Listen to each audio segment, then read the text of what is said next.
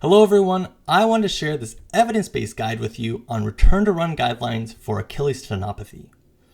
Achilles tendinopathy is certainly something you will see in the clinic. This is something that a lot of runners have, and certainly this is something we need to have really good evidence behind, not only for our evaluation, but for our treatment approach as well. So how many runners actually sustain Achilles tendinopathy injuries? And we actually see that 52% of runners actually have a chance of developing or getting Achilles tendinopathy in their running career, which is a significant number. Now, this word tendinopathy that I've been using, oftentimes we used to categorize this as Achilles tendonitis, but tendinopathy actually better describes what's going on for the patient and what's going on in the anatomy. And so tendinopathy is going to describe a clinical condition characterized by pain, swelling, and functional limitation of the tendon. And so when we look at our treatment approach, when we look at diagnosis, we want to make sure we're doing the best job as practitioners to be able to diagnose our patients correctly. And diagnosis comes with being able to use clinical findings. And actually clinical findings, or things you can ask the patient, things that you can actually palpate, your objective tests, are a really good way and the gold standard to diagnose Achilles tendinopathy. And there's two different types. There's midportion and insertional Achilles tendinopathy. Now, these clinical guidelines or these clinical findings are going to be very similar. And so what I will say is that the midportion and insertional, the main difference is going to be the location. So let's go through each of these. Midportion is going to be symptoms localized 2 to 7 centimeters proximal to the Achilles tendon insertion.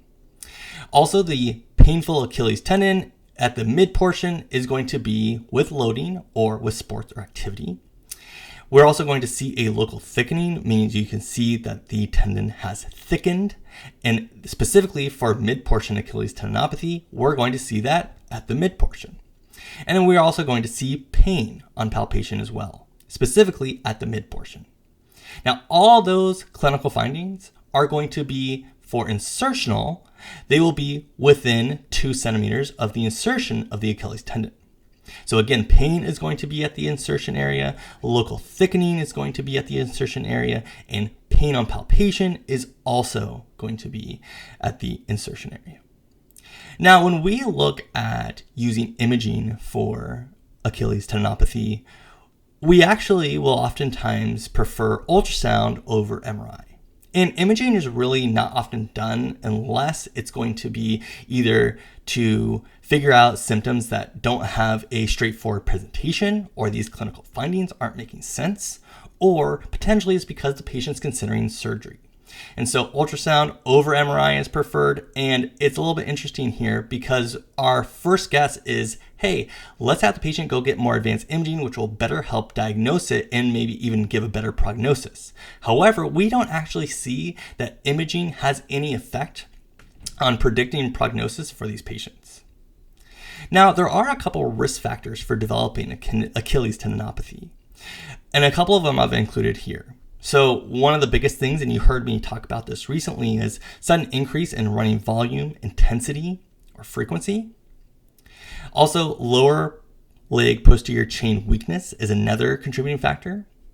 Believe it or not, training in cold weather, that inflexibility of the tendon, it can also create more inflammation or create more damage, those micro tears. And then certain antibiotics are a risk factor for developing Achilles tendinopathy. So let's say we see these patients in our clinic, we have them returning to run or getting stronger with traditional PT, and then we want to return them to running. Well, how do we evaluate whether they're ready to start a return to run program?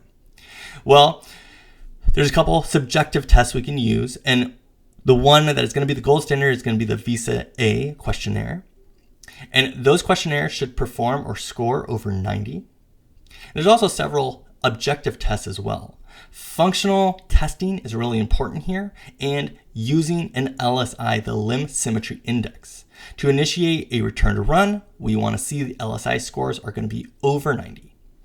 And what objective test do we want to do? Well, plantar flexion, isometric strength is going to be important. And we also want to see single leg heel raise endurance tests. So how many single leg heel raises that patient can do. In our hop test cluster, single leg hop test, triple hop, crossover hop, and 6-meter timed hop. You can see images here of the different hop tests for reference as well. Now it's interesting when we look at the running gait deviations among runners with Achilles tendinopathy. And there's a couple important things to note here. With the running gait deviations, obviously we're going to see biomechanical compensations to decrease the stress on the Achilles tendon. However, what those actual biomechanical compensations are, or the gait deviations are, is very interesting. So first off, we're going to see that they're going to have a reduced amount of running speed. This is primarily because the patient doesn't have as much propulsion. They don't have as much propulsion or moving them forward because, unfortunately, that Achilles being injured or being in a state of tendinopathy is going to produce less power. And that less power that they're going to get is going to reduce their running speed. They're also going to have a reduction in step and stride length as well. Again, this is going to be because most likely they aren't finishing their strides behind them. They're not able to get that power, especially in the later parts of stance. So what is it about the gait cycle, or what parts of the gait cycle are actually reduced? We see reduced plantar flexion moments starting at mid-stance until pre-swing. We also see reduced hip extension moments at initial contact. So when the patient hits the ground, we're not going to put as much hip extension, or they're not going to put as much hip extension through their body. And we're also going to see a reduction in knee flexion moments from mid-stance to pre-swing, and extension moments in terminal stance. What this is really describing is that the person that's running with Achilles tendinopathy or recovering from Achilles tendinopathy doesn't have as much torque they're going to put on that Achilles tendon. Reduced hip extension at initial contact, reduced knee flexion at mid-stance to pre-swing, and the overall extension moment at terminal stance. That is all going to create less torque or less pressure on that Achilles tendon, and that's ultimately going to put less force to propel them forward. We also see these patients present with a reduced dorsiflexion moment during terminal swing phase. And this is because they are not going to put their foot up, and it's not going to elongate that Achilles tendon as much. So those are all running gait deviations you can look for with these patients with Achilles tendinopathy. Let's go on to some of the strengthening. The strengthening is really important, especially when it comes to recovery. The strengthening is also going to be really important when it comes to preventing these issues from happening again. And as we know, strength training is very, very essential. And the goal is going to be to get plantar flexion strengthening under heavy load. That's what's going to really, really improve these patients. So what does that look like? Well, there's a couple things that these patients do that can be really effective. And that's going to be single leg heel raises, single leg jumps or hops. That can be forward, backwards, lateral. Also, single leg box jumps can be another good one to be able to give these patients forward, backwards, lateral again. Plantar flexion weighted can be really, really important and really effective. And here we actually see that the heavy resistance training is actually our gold standard. That's what's going to improve these patients the most. And so we want to do plantar flexion under heavy load with knee straight and knee bent. And particularly, especially for the mid-portion Achilles tendinopathy, eccentric heel drops weighted or under resistance is going to be very important and is the most effective when getting them to recover and also helping them to reduce their symptoms. So again, knee straight, knee bent. This is a really, really good way to be able to get these patients to improve and also to recover from symptoms. Okay, and lastly, let's get into some of the running gait retraining as well. So among these patients, we have obviously seen that they have a decreased amount of plantar flexion, especially at these moments at mid-stance and pre-swing, And then also they're having a decreased amount of stride length, which is obviously going to play into our goals here. Our goal is going to be to increase plantar flexion, and especially from mid-stance to pre-swing, and we're going to increase the stride length. So how do we do that?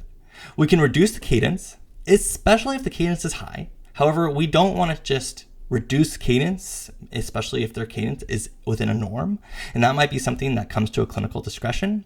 And we can do that by using a metronome, or we can use wearable technology. We also want to increase the forward trunk lean as well, and that can help to put increased activation or increased pressure on the Achilles tendon, and we can use mirrored feedback or using a mirror, or we can use wearables here as well. And some of the running cues that can work really well, the verbal cues, is finish your strides behind you and push off with your big toe at the end of your stride. Again, I'll just mention here that wearables can be a really effective tool here to be able to get applicable data, be able to understand the cadence, the stride length, plantar flexion, power output, especially stride can be really good and is evidence-based and evidence-proven that actually shows good data on power output. So those can be really good ways to give your patients information that's applicable to the running and help them overcome these Achilles tendinopathy issues. Especially since we see asymmetrical gait has a high chance and high instance of Achilles tendon pain, especially in runners that are running with asymmetrical gait. So we want to be careful with that. I just want to pass along here all the references I've used, especially this article from the British Journal of Sports Medicine is a really great article. The Dutch Multidisciplinary Guideline on Achilles Tendinopathy is really good. That is where a good amount of this information came from. And you can see the rest of our information and the rest of our resources here. In the meantime, take care. If you have any questions, please reach out. We're happy to talk about it, and I'm happy to answer any questions. Until then, we'll see you next time.